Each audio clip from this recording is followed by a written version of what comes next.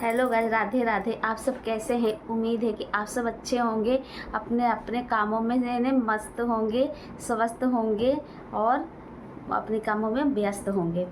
तो आज मैं कहानी लेके आई हूँ वट सावित्री व्रत कथा की। तो आप सब जानते ही आज व्रत सावित्री व्रत है, जो आज सब महिलाएं मना रही हैं। और पीपल के वृक्ष में धागा बांधकर बनाया जाता है अपने पति की लंबी आयु के लिए। तो चलिए कहानी बताते हैं। कहानी इस प्रकार है। बहुत साल पहले एक राजा रहते थे, अशुपति राजा की एक पुत्री थी, ये सावित्री। एक दिन सावित्री जंगल में घूम रही थी, तो उन्हें एक आदमी मिले, सत्यवान को देख के राजकुमारी बहुत ज़्यादा मोहित हुई और उनसे ही शादी करना चाहती थी। तो उन्होंने बोला शादी करने को। लेकिन उसी समय नारद मुनि आए। नारद मुनि ने पहले कह दिया था कि इनकी आयु 1 साल से ज़्यादा नहीं है, 1 साल होते ही इनकी आयु अल्पायु है, इनका मृत्यु हो जाएगी। तो सत्यवान ने कहा, सावित्री ने कहा कि कोई बात नहीं, फिर मैं शादी करूँगी। तो इस तरह सत्यवान और उनकी शादी हो गई। सत्यवान और सावित्री की शादी हो गई।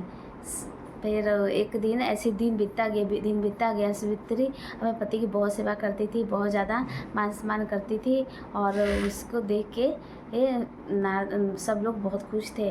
तो ऐसे दिन को कुछ नहीं हुआ, लेकिन 1 साल बीतने वाला था। तो एक दिन जा रहे थे खेत, मतलब जंगल में। तो जंगल में ही वो मूर्छित होकर गिर गए। तो उनका प्राण खत्म हो गया था, मतलब गिर गए थे। सब लोग कहे तो मर गए। तो सावित्री आई, बोली ऐसे कैसे? तो जब यमराज आए, उनका प्राण दे के जा रहे थे, तो सावित्री भी पीछे भागने लग गई। बोली नहीं, मेरे पति को मत ले जाओ। तो यमराज बोले नहीं, तुम जाओ, तुम तो जिंदा हो, तुमको हम नहीं ले जा सकते। बोली जब तक तुम मेरे पति को ले जाओगे तब तक मैं तुम्हारा पीछा करती रहूँगी, तुम्हें नहीं छोड़ूंगी, मैं अपने पति को साथ कभी नहीं छोड़ूंगी। तो जो यमराज थे उनको भक्ति को पहले ही जानते थे कि बहुत ज़्यादा पतिव्रता है और भक्ति करती है, अपने पति की सेवा भी करती है, भगवान की भक्ति भी करती है। तो वो पीछा नहीं छोड़ रही थी। तो बोले ठीक है, तुम 3 बार मांगो, अगर 3 बार तुम मांगोगी तो मैं तुम्हारा पूरा कर दूंगा, तो तुम पीछा छोड़ देना, तुम्हारे पति को हम ले जाएंगे। तो बहुत ही मतलब दिमाग वाली थी ये सावित्री। उसने बोला ठीक है, बताइए, मेरे से ये मांगी, बताइए, मैं मांगने को तैयार हूँ, आप दीजिए। तो बोले पहले मैं क्या मांग रही हो? तो सावित्री ने मांगा, हम मेरे सास ससुर की दोनों आंखें ठीक हो जाए। उसके सास ससुर थे, अंधे थे। तो बोले यमराज ठीक है, मैं तुम्हें तथास्तु कहता हूँ, तुम्हारे सास ससुर की आंखें ठीक हो जाएंगी। तो फिर बोला दूसरे में क्या मांग रही हो? तो उसने बोला कि दूसरे में अपने माता पिता के लिए औलाद मांग रही हूँ और ज़्यादा औलादें हूँ। तो बोले यमराज ठीक है, ये भी हो जाएगा, तुम्हारे माता पिता को औलाद और हो जाएंगी। तो बोले तीसरे में क्या मांग रही हो? तो बोली हे यमराज जी, आप तो भगवान हैं, आप मेरे को 100 पुत्र होने की ही आशीर्वाद दीजिए। तो बोले ठीक है, ये भी तुम्हारे 100 पुत्र हो जाएंगे। तो बस सावित्री बोली तो आपने तो मुझे माँ होने का आशीर्वाद दे दिया। तो यमराज बोले क्या मैंने कहा तुम्हें आशीर्वाद दिया?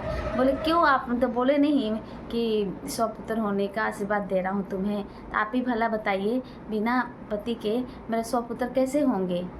तो बोले यमराज, हाँ ये तो मैंने तुम्हें आशीर्वाद दे ही दिया है। तो इस तरह यमराज के सामने सावित्री ने बहुत बुद्धिमानी से काम लिया और अपने पति को बोली तो अब तो आशीर्वाद दिया है, तो आप मेरे पति का प्राण वापस कीजिए। तो यमराज बोले अब तो करना ही पड़ेगा, तुम तो ऐसा आशीर्वाद मांग ली हो। तो इस तरह यमराज खुशी खुशी सावित्री के पति को वापस कर दिए, उनकी में जान डाल दिए। सावित्री बहुत खुश हुई। फिर उनका देखी तो मेरे पति जीवित हो गए, बहुत ज़्यादा खुश हुई और पूरे मतलब नगर में मिठाइयाँ बटाई और सब कुछ पूजा पाठ कराया और अपने माता पिता को भी बुलाई और उनको भी बोली देखिए हो गया। तो इस तरह ये पर्व बहुत धूमधाम से हर एक जगह मनाया जाता है। सब औरतें सुबह उठती हैं, नहा धोकर पूजा पाठ करती हैं और जाती हैं जहाँ पीपल हो, बहुत बड़ा वृक्ष हो, वहाँ सूत का धागा ले जाती हैं, अक्षत ले जाती हैं, फूल ले जाती हैं और फिर वहाँ सूत बांधती हैं और कई जगह पे बेना भी ले जाती हैं। सावित्री बेना भी पत्ती को हाँकती थी ताकि उनको कोई गर्मी गुर्मी ना लगे, तो बेना ले जाती हैं और बहुत विधि विधान से पूजा करती हैं, व्रत करती हैं। ये तो इस तरह उनका व्रत सफल होता है और व्रत को अच्छे से मनाती हैं। तो आपको क्या कहानी से मिलता है, शिक्षा यही मिलता है कि हमें अपने काम पे अडिग रहना चाहिए, अपने काम को पूरा श्रद्धा से करते रहना चाहिए, फिर तो भगवान भी उसके आगे झुक जाते हैं। और पति की तो लंबी उम्र, सब चाहता है कि मेरे पति की लंबी उम्र हो, पति के बिना जीवन नरक जैसा ही होता है, अच्छा नहीं होता है। इसलिए सब औरतें इस दिन सुबह उठ के पूजा पाठ करती हैं और धागा बांधती हैं और भगवान से प्रार्थना करती हैं कि पति की लंबी उम्र हो। हमारे देश में तो पति के लिए बहुत सारी उम्र बढ़ाने वाले व्रत रखे हुए हैं। करवा चौथ है, तीज है और बसंती का व्रत है। तो आपको बताइएगा आप कौन सा व्रत रखती हैं और कैसे आपके यहाँ कौन कौन सा व्रत मनाया जाता है।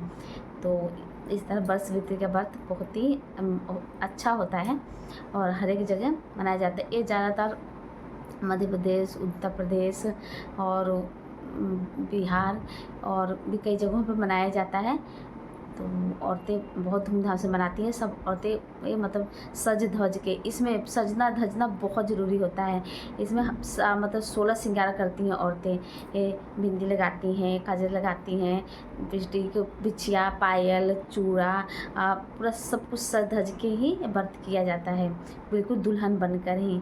और घर आके पति की पूजा करती हैं और ये बहुत सारे भगवान बनाती है और सुबह ही पूजा करके अपन भगवान को प्रार्थना करती है, भगवान मेरे पति की लंबी उम्र हो। और भी बहुत सारे विधि विधान से ये पूजा किया जाता है। और सावित्री से यही सीख लेना चाहिए कि अपने पति की हमेशा भगवान की तरह पूजा करना चाहिए और उनकी हर एक बात मानना चाहिए। और जब हम अपने भगवान पति की पूजा करेंगे तो भगवान खुद ही खुश हो जाएंगे। तो आज का सब औरतें मतलब पूजा पाठ करती हैं और सब व्रत भी करती हैं, लेकिन पहले की औरतें बहुत ज़्यादा करती थी। वो पहले तो इतना ज़्यादा रिवाज था क्या कहने को। सती की भी कहानी है, जो पति की बात उनको भी सती होना पड़ा। और इस सावित्री की कहानी थी जो अपने प्राण को, पति के प्राण को वापस ले आई जमराज से छीन कर।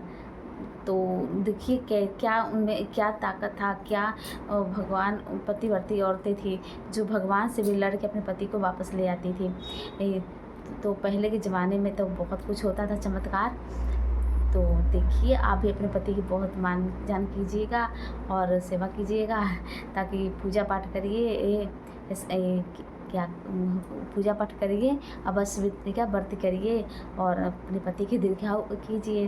दीर्घायु करने में से हमारे पति अमर रहेंगे, मतलब ज़्यादा दिन जिएंगे तो हम सादा सुहागा रहेंगे। और सादा सुहागा रहना हर औरत का एक सपना होता है कि हम सुहागन रहें और हमारा पति का जीवन अमर रहे और हमारा जीवन उनके साथ ही जुड़ा होता है। जब वो खुश रहते हैं तो हम भी खुश रहते हैं और हमारे परिवार का संचालन तो वही करते हैं। और जो भी घटता बढ़ता है, चाहे कुछ बाहर का काम होता है, वही करते हैं और हमें हर हालत में खुश रखना चाहते हैं। तो क्यों ना हम भी अपने पति के लिए व्रत रख के सावित्री का और हम भी लंबी उम्र करें और आगे कामना करें कि मेरे पति को कोई दुख सुख ना हो और लंबी उम्र हो और हमारे परिवार की रक्षा करते रहें। तो अब बताइएगा आपको कहानी कैसी लगी। अगर कहानी अच्छी लगी होगी तो वीडियो को लाइक कमेंट शेयर ज़रूर कीजिएगा और चैनल को सब्सक्राइब कीजिएगा। और अभी अच्छी अच्छी कहानी आपको मन में जो भी हो आप बताइएगा कमेंट में और लिख दीजिएगा आपको कौन सी कहानी सुनना पसंद कर देंगे, और मैं वो कहानी आपको सुनाऊंगी। और कहानी से तो हमें जीवन की दिशा मिलती है और आगे बढ़ने का रास्ता मिलता है। तो क्यों ना हम अच्छी सी कहानी सुने और सुनाएं और आगे बढ़ें। तो आप बताइएगा कैसी कहानी लगी ज़रूर। और फिर इस तरह कहानी सावित्री की कहानी तो बहुत ही अच्छा था, आप सबको भी अच्छा लगा होगा तो कमेंट में बताइएगा। और वीडियो को लाइक कमेंट शेयर ज़रूर कीजिएगा और चैनल को सब्सक्राइब कीजिएगा। तो फिर विदा लेती हूँ। राधे राधे, जय श्री कृष्णा।